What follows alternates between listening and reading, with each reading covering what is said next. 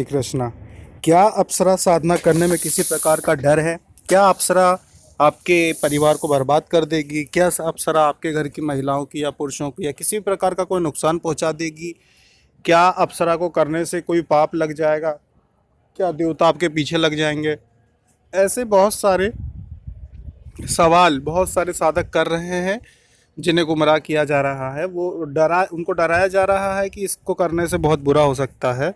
तो उन उन लोगों ने बोला कि इस विषय में कुछ बताइए, आपके ऐसे ये सब हो रहा है। पहली बात तो ये है कि हम वीडियो ज़्यादा यूट्यूब पे देखते नहीं हैं, दूसरे लोग क्या बोल रहे हैं। कभी कभार कोई अगर सामने आ गया तो ठीक है, वरना नहीं देखते।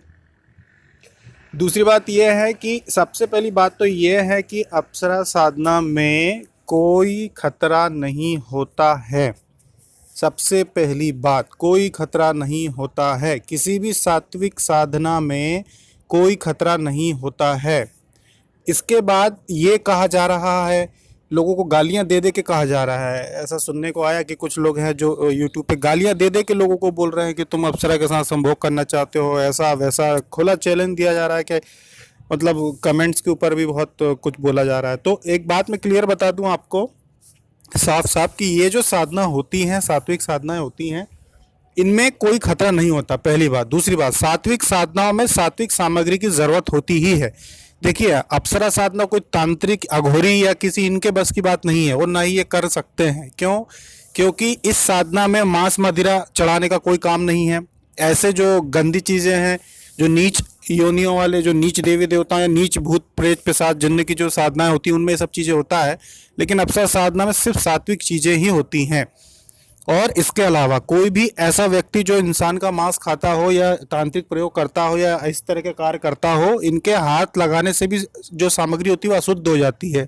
इनकी छुई हुई सामग्री से भी पूजा पाठ नहीं किया जा सकता। तो फिर इनके कहने से आपको लगता है कि इन्होंने, किसी ने कह दिया कि यंत्र की जरूरत नहीं है, तो क्या आपको लगता है कि बगैर सात्विक सामग्री के पूजा पाठ हो सकता है? हनुमान जी की मूर्ति पे क्यों सिंदूर चढ़ाया जाता है?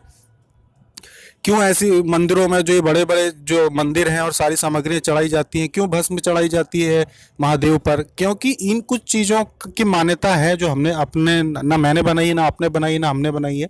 ये बहुत पहले से चली आ रही है। यंत्र कोई आज के कलयुग के 2-4 साल 10 साल पहले पैदा हुए व्यक्ति ने नहीं कहा है कि यंत्र जरूरी है। ये तो न जाने कितने सैकड़ों साल पहले से चला आ रहा है। तो ये कोई ढोंग नहीं है यंत्र का कहना या माला को संस्कारित करना। माला का, अब देख, ब्रह्मा जी के हाथ में माला है, तो अब बताइए, ब्रह्मा जी जो थे, उनके हाथ में भी आपको माला दिखेगी। माँ सरस्वती के हाथ में माला दिखेगी। ऐसे बहुत सारे जो पहले की शक्तियां थी, सबके हाथ में माला। तो क्या वो सब ढोंग धतूरा था क्या? ये बिल्कुल निश्चित दिमाग से निकाल दीजिए। आप कोई अगर किसी से आपको डरा रहा है, बिल्कुल दिमाग से निकाल दीजिए। इसमें कोई डर की बात नहीं है, बिल्कुल मत डरिए, पहली बात। दूसरी बात कि हम प्रत्यक्ष करने के लिए तो किसी को कहा ही नहीं कि प्रत्यक्ष करना है आपको, भिड़ जाओ, ऐसा तो किसी को भी नहीं कहा। सबको यही कहा कि अपने को, सिर्फ अपनी जीवन को आगे बढ़ाना है, चाहे वो आध्यात्मिक हो, चाहे कलात्मक हो, या हमारे जो भी घर में जो भी हमारी समस्याएं हैं अपने करियर में संबंधित या घर में संबंधों को संबंधित, ये जो सारी चीजें, इनको अच्छा करना है। तो सात्विक साधना से अगर ये चीज सीधे चीजें सही हो रही हैं, तो भला हम क्यों किसी तांत्रिक के पास जाएं? क्यों किसी को कंसल्टेंट से, जो फीस आजकल चल रही है, क्यों किसी को फीस दें? क्यों किसी के पास जाएं? अगर ये सब चीजें सात्विक साधना अपने घर में करके हो सकती है, तो क्या तकलीफ है उसमें? बहुत से लोगों को इतनी तकलीफ होगी कि डराए पड़े हैं, लोगों के पीछे पड़ गए हैं, बिल्कुल ऐसा करने से वो हो जाएगा, वो हो जाएगा, अप्सरा सामने आ जाएगी। तो अब ये किसने कहा कि अप्सरा को सामने लाना है? सिर्फ सिद्धि चाहिए हमें। एक गृहस्थ साधक को सिर्फ सिद्धि चाहिए, जिससे कि उसके घर की समस्याएं दूर हो जाए और वो जीवन में कुछ कर सके, पहली बात। दूसरी बात, माला बाजार में मिल सकती है, उसको संस्कार करने की विधि हमने बताई है। जिनको वो मुश्किल लगती है वही संस्कारित माला किसी से लेते हैं, या जो यंत्र होता है वो किसी से बनवाते हैं। जब उन्हें नहीं आता, वो चीज़ करते नहीं आती, अन्यथा कोई भी पीछे नहीं पड़ा है कि यंत्र खरीदिए, माला खरीदिए, कोई किसी के पीछे नहीं पड़ा हुआ है। हाँ, जिन लोगों ने कहा है तो अच्छी बात है, पर वो भी किसी के पीछे नहीं पड़े हैं। उन्होंने भी बस कहा है कि ये सामग्री आप ले सकते हैं, कोई किसी के पीछे नहीं पड़ा। ये स्वतंत्र है हर व्यक्ति अपनी मर्जी से इन चीज़ों को लेने के, या खुद तैयार भी कर सकता है वो भी हम चीज़ें, क्योंकि ये सात्विक साधना है, कोई डर नहीं है। पर एक बात का ध्यान रखें कि जानकारी लेने के चक्कर में, क्योंकि देखिए हमने विधि आपको बताई है, बिल्कुल सही विधि है। अगर आप किसी को बिल्कुल हर तरीके ऐसी विधि भी चाहिए है कि वो बिल्कुल हर गुरु सामने है और गुरु साथ में बैठ के करवा रहे हो, तो हम ऐसी विधि भी बता सकते हैं जिसमें आपके गुरु अगर साथ में हैं आपके, तो आप सारी चीज़ें उसमें कर सकते हैं। मुद्राएं से लेकर दूसरी चीज़ें जो कही जा रही हैं वो भी हमें पता है कि कैसे अप्सरा को बांधा जाता है, वो भी मालूम है, सारी चीज़ें पता है। लेकिन वो गृहस्थ साधक को करना जरूरी नहीं है, वो नहीं करना चाहिए उनको, क्योंकि प्रत्यक्ष नहीं करना हमको, हमें तो सिर्फ सिद्धि चाहिए जिससे हमारा काम बन जाए। क्योंकि कोई साधु महात्मा नहीं बनना हमको कि बस प्रत्यक्ष करने के पीछे पड़ गए, लग गए महीनों निकाल। अब 6 महीने निकाल दिए, जो समस्या थी वो तो वैसे सुलझ जाती, 6 महीने बर्बाद कर दिए, साल भर 2 साल बर्बाद कर दिए अप्सरा को प्रत्यक्ष करने के चक्कर में।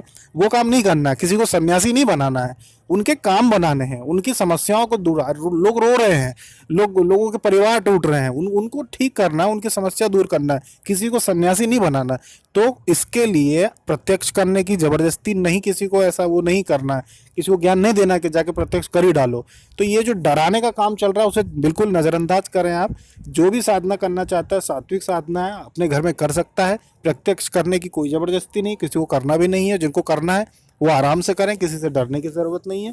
इसके अलावा मैं बहुत अच्छे से मेरे सारे भाइयों को, मेरी बहनों को ये हाथ जोड़ के निवेदन करता हूँ, किसी भी ऐसे व्यक्ति को जो कि ब्लैक मैजिक, जो भी तांत्रिक क्रियाओं से जुड़ा हुआ हो, उससे संपर्क मत करना। एक बार अगर आप इनके चंगुल में फंस गए तो जिंदगी भर नहीं निकाल पाओगे, ये बात ध्यान रखना। 2-4 भूत आपके घर में छोड़ देंगे, उसके बाद बस आपको बस वही करना है कि जीवन भर इनके सामने माथा टेकना पड़ेगा। इसलिए जो जिस क्षेत्र में जुड़ा है उसको वही काम करने दो, जो अघोरी क्षेत्र में है उनको, जो अघोरी विद्या के विषय में उनको वही रहने दो, जो तांत्रिक है उनको उनका काम करने दो, उनको डिस्टर्ब ना करो, पहली बात। दूसरी बात, ऐसे लोगों को अगर कोई चैनल चल रहा है जहां आपको कोई भी जानकारी मिल रही है, आपको लगता है कि ये व्यक्ति ऐसी विद्या से जुड़ा हुआ है, कृपया करके उन पे गलत कमेंट ना करें। क्यों? क्योंकि वो अपने क्षेत्र के विद्वान हैं, बुद्धिमान है, वो उनके क्षेत्र में सही है। लेकिन ऐसे जो साधनाएं होती हैं इनको करके आदमी का जो दिमाग होता है थोड़ा क्रोधित टाइप का हो जाता है। तो यदि आप उनको छेड़ेंगे, कुछ अपशब्द कहेंगे, गलत बातें कहेंगे, तो फिर आप खुद का अनिष्ट करना चाहेंगे।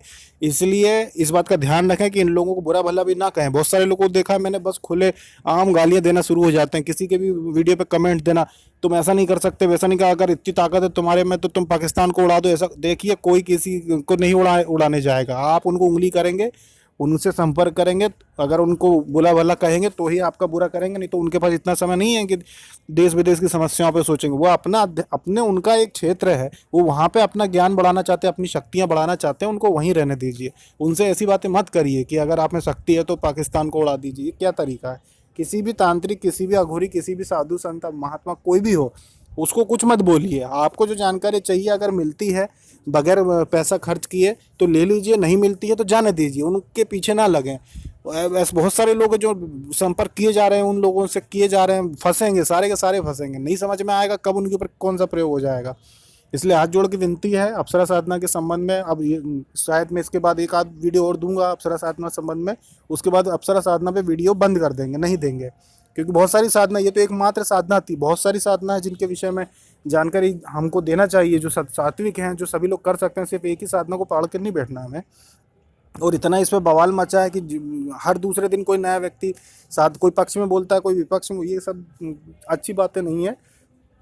इसलिए इस विषय में अब ज़्यादा वीडियो नहीं आएंगे हमारे, ये आखिरी होगा या फिर इसके बाद वाला आखिरी होगा। और उसी में जो भी विधि जिसको चाहिए हम उसको व्यक्तिगत तौर पे व्हाट्सएप पे या दूसरे माध्यम से दे देंगे। बाकी अब ये वीडियो ज़्यादा उस विषय पे नहीं बनाएंगे। तो आप लोगों से विनती है, जो भी साधना करना चाहते हैं वो प्रत्यक्ष नहीं कर रहे हैं, अगर अप्रत्यक्ष सिद्धि भी चाहते हैं तो आसानी से पा सकते हैं, किसी से डरने की ज़रूरत नहीं है। सबसे बड़ी बात, पैसा किसी को देने की ज़रूरत नहीं है, सुरक्षित रहें और जो भी जानकारी चाहिए हमसे लेके आप साधना करें। जय श्री कृष्ण।